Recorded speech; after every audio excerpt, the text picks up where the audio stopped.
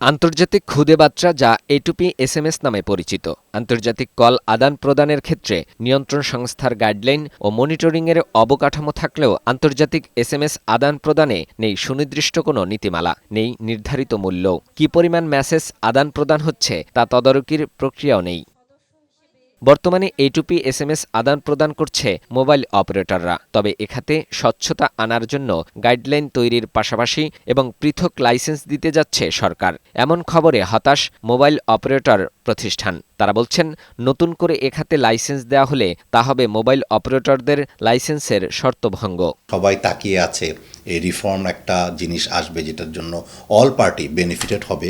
সেটার সময় যদি আবার এখনই একই সাথে প্যারালাল আবার এই ডিসকাশনটা আসে, ইন্টারন্যাশনাল এসএমএস এর জন্য একটা সেপারেট লাইসেন্সিং / পারমিট প্রক্রিয়া যদি গভর্নমেন্ট ইন্ট্রোডিউস করার চিন্তা করে, একই সময় যদি আমরা অ্যাক্টিভেশনের কথা চিন্তা করি, আমার মনে হয় সেটা আসলে সাংঘর্ষিক হয়ে যাচ্ছে, ইনকনসিস্টেন্ট হয়ে যাচ্ছে।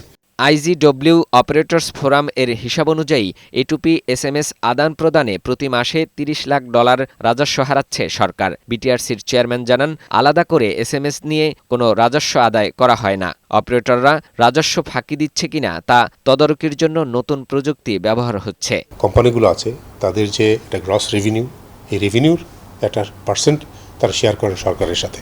এখন আমাদের সেই সক্ষমতা আছে যে আমরা আমাদের এখানে বসেই আমরা দেখতে পারি কোন অপারেটর কার কাছে কত কল করছে। তিনি জানান, নতুন করে নীতিমালা হচ্ছে, তাতে 3টি ভাগে লাইসেন্স দেয়া হবে। সেক্ষেত্রে আন্তর্জাতিক লাইসেন্স যারা নিবে তারাই এই সার্ভিস ব্যবহার করবে। আলাদা করে এটুপি এসএমএস আদান প্রদানে কোনো লাইসেন্স দেয়া হবে না বলে জানান বিটিআরসির চেয়ারম্যান।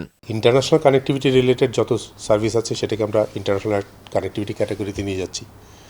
আমাদের ন্যাশনাল ইনফ্রাস্ট্রাকচার রিলেটেড যেগুলি আছে সেটা ন্যাশনাল কানেক্টিভিটিতে নিয়ে যাচ্ছি। আর যাচ্ছি অ্যাক্সেস লেভেলে, যারা রিটেল সার্ভিস দিবে রিটেল লেভেলে, এই 3টা ক্যাটাগরিতে নিয়ে যাচ্ছি। সো ইন্টারন্যাশনাল ক্যাটাগরি লাইসেন্স যারা থাকবেন এই সার্ভিসটা তারা দিতে পারবেন।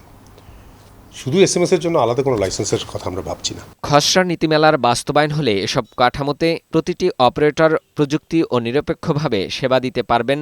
অর্থাৎ তারা একই লাইসেন্সের আওতায় বিভিন্ন প্রযুক্তির মাধ্যমে ভিন্নধর্মী সেবা চালু করতে পারবেন, যা থাকবে বিটিআরসির নজরদারির মধ্যে।